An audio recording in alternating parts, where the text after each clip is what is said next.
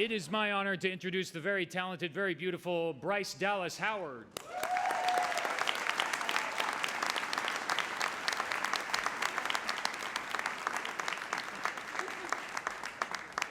Hello. So, fade in. A dark, oak-paneled room, club chairs, cigars, a place where alliances are formed, deals brokered, where power comes to speak to power. Okay, maybe the room didn't look quite like that. Maybe it looked a little bit more like this. Point is, this isn't a room where just anybody mixes. These people are union bosses. And that's where we meet our man, the Hawaiian shirt-wearing stud. No, moving on. Just wait for this image, guys. Alex Aguilar. Okay, so Alex has come to this room to represent the 1,000 member-strong Local 724. And if you don't know what that is, you're not alone. These are the unsung heroes, the manual laborers of the motion picture and television industry. These are the people who build the sets, then tear them down because the director changed their mind, then build them again, then paint them blue because the studio wants blue, then paint them green because the blue didn't test well. This is their mascot. Yes, that is the Greek god Sisyphus. And no, he's not really their mascot, but he should be. And let's just say some other ritzier unions haven't always given them their due. But Alex is representing them now. And there's something about Alex that invites respect. He's not flashy or loud. He speaks from the heart. You can tell because when he gets emotional, his eyes well up. That's just how he rolls. And if he invites you over to his house, you better bring your appetite because he does not skimp on the brisket. That's why over a career that has spanned dozens of movies, including Spider-Man 3, Iron Man, and Captain America, Alex has slowly, quietly risen up the laborers' ranks until here he is, the newly elected Secretary-Treasurer of Local 724, the first Latino to hold this high office ever. Yep. Where is Alex? Alex! Oh my gosh! Hi. So, you guys remember the conference room?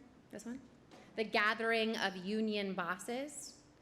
So, out of the blue, a rep from IATSE, the giant of entertainment industry unions, pulls Alex, the head of modest Local 724, aside and asks if he's heard of the Motion Picture and Television Fund.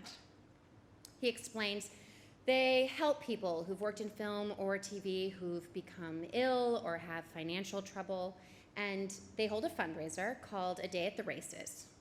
So Alex, if you like horses and helping people, maybe Local 724 would consider being a sponsor? Alex listens closely, and his eyes well up. This is emotional for him.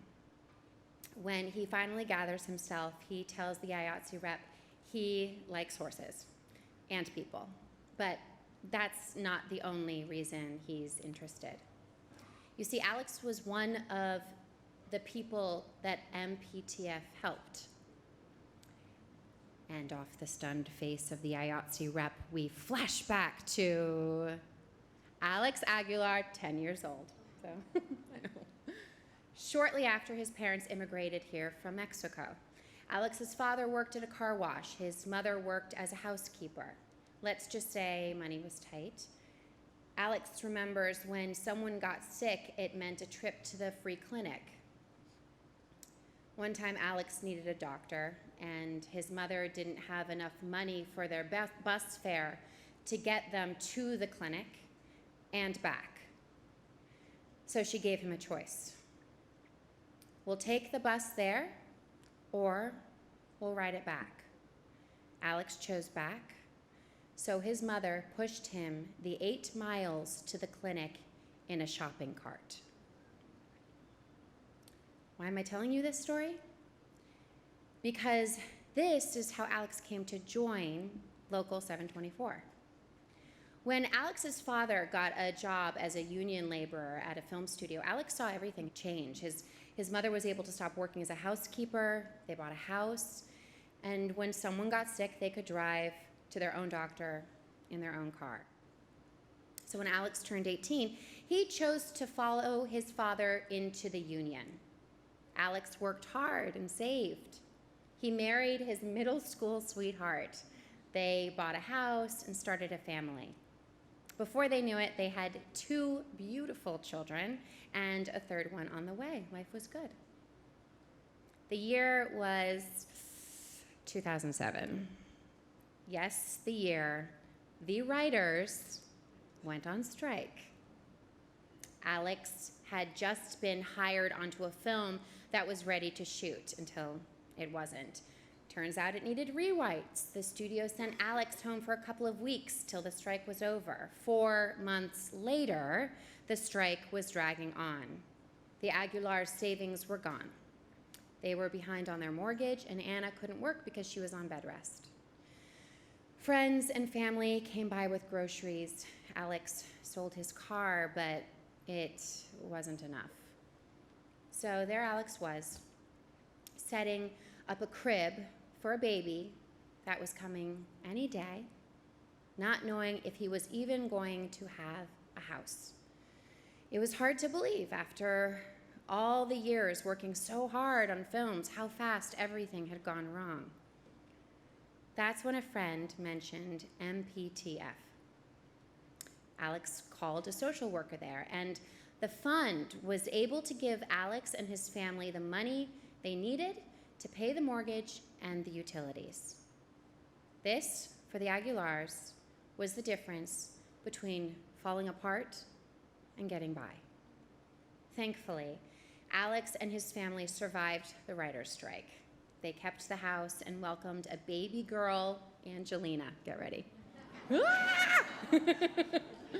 But the biggest miracle of all is Alex still talks to writers.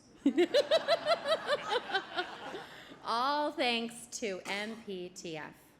Because shit happens. Bubbles burst, banks fail, phones break, green lights turn red. And when they do, you may need a helping hand. It doesn't mean you failed. It means you're one of us. It's not charity. It's a community. Which brings us back to the evening where the IATSE rep asked Alex if he'd help out with the fundraiser. In case you're wondering, yes, Alex said yes. Alex, thank you so much for your leadership and your desire to pay it forward. His kids have been ushered back into the room after the adult language present in George's story, so you can all relax. So it is my absolute pleasure to present this wonderful family with a pack of AMC movie tickets, which is awesome. Where are they? Oh, they're here. These are good. Thank you so much, Alex. Thank you.